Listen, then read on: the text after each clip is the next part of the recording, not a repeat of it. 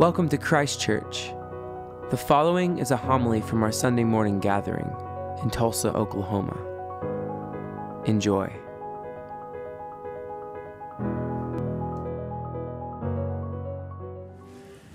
May the words of my mouth and meditations of all our hearts be acceptable in thy sight, O Lord, our strength and our Redeemer. Amen. Please be seated. Men of Galilee, why do you stand looking up toward heaven? Where else are we to look? Why do we stand looking up toward heaven? Because I don't know where else to look. The Wall Street Journal recently noted that after decades, advances in healthcare and safety steadily drove down death rates among American children.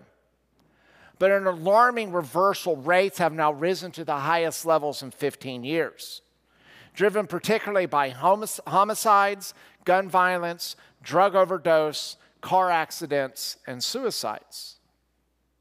And though COVID-19 was not one of those major contributors to the lifespan of children, researchers say that the social disruption that COVID-19 caused had worsening anxiety and depression upon kids.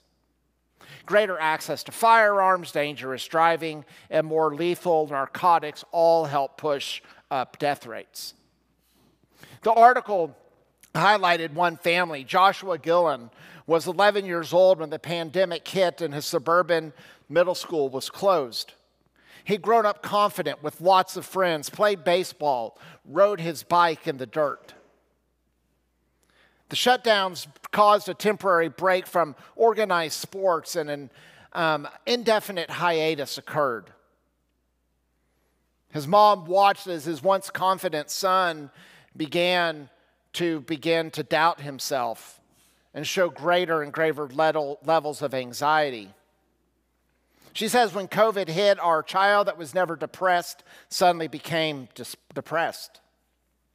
She and her husband found drugs in Joshua's backpack, and they realized that he was self-medicating. They sought counseling and medications to try to help manage his depression and his anxiety. They thought things were on the upswing. After a family trip to Disney World, Joshua, age 14, started high school and seemed excited about meeting new people. It was Friday night after the first week of his freshman year, and she had brought home Sonic hamburgers that she and her son ate together. He told his mother about the girl that he wanted to ask out to the homecoming dance, and Kim began to plan to get him a mum, a Texas tradition that he could give to his date. Joshua went to his room for the night while his mother packed for a business trip the next morning. She told her husband, "I think that our efforts are finally working and things are turning around. I feel so good about everything. We've turned the corner," she said confidently. The next morning, she goes to say goodbye to Joshua before her planned trip and found his body cold and lifeless in bed. An autopsy showed that he had died from a fentanyl overdose. "We thought we were doing all the right things," she said. Men of Galilee, why are you standing looking up towards heaven? Where else are we to look? Luther says of the Ascension that it is not the same as simply just climbing from the ground floor to like climbing to the top of a house.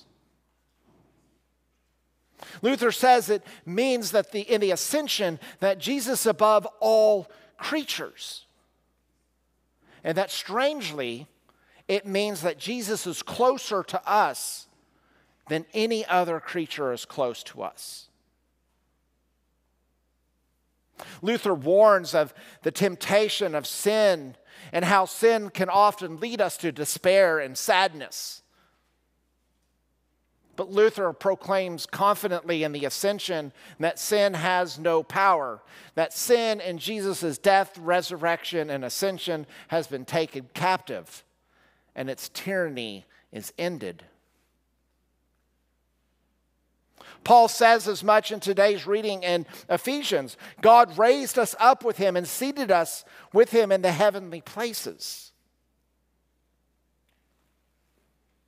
God's throne is not an unmanned throne. It is occupied by the man who contains all of humanity with himself.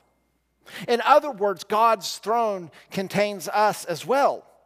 It is not simply just Jesus looking down upon us. It is Jesus who has taken us up with God the Father. N.T. Wright says that this divine throne is crowded with humanity. The ascension of Jesus, he says, is not our way of going beyond the stars into another dimension. Jesus, who has gone there, is the human Jesus. People sometimes, when we talk about Jesus, talk about as Jesus started out divine, and then he temporarily became human, and then he became divine again, and it goes kind of like back and forth.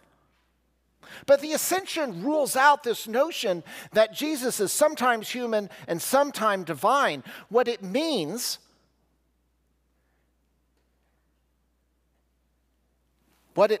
is that we are never oppressed by the world again, because it affirms the true and lasting value of being human. Human is not some sort of lesser creation. No, Jesus takes our humanity and rises us to the right hand of God.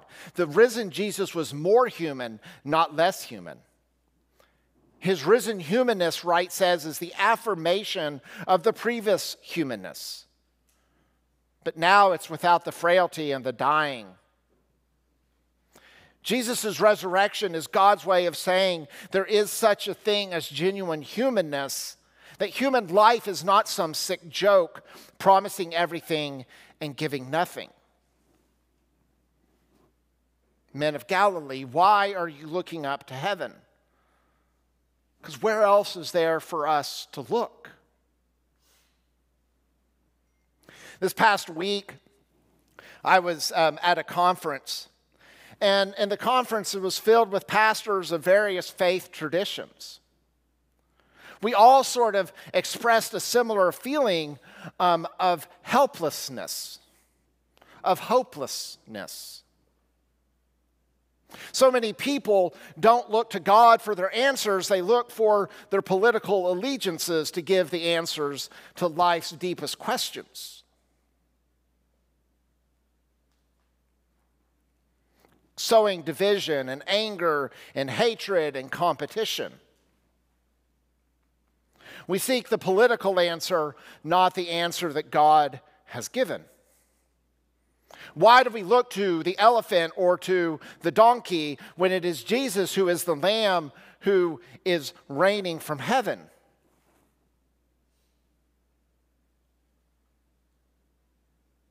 Jesus in the ascension is even more human than we could even imagine. That Jesus is in even more control than what we thought. And maybe what we have to do is to let go of some of our power and our control and let Jesus be in charge. To undo our human temptation and let God be God. Men of Galilee, why do you stand looking up towards heaven? Because there's nowhere else to look. Amen.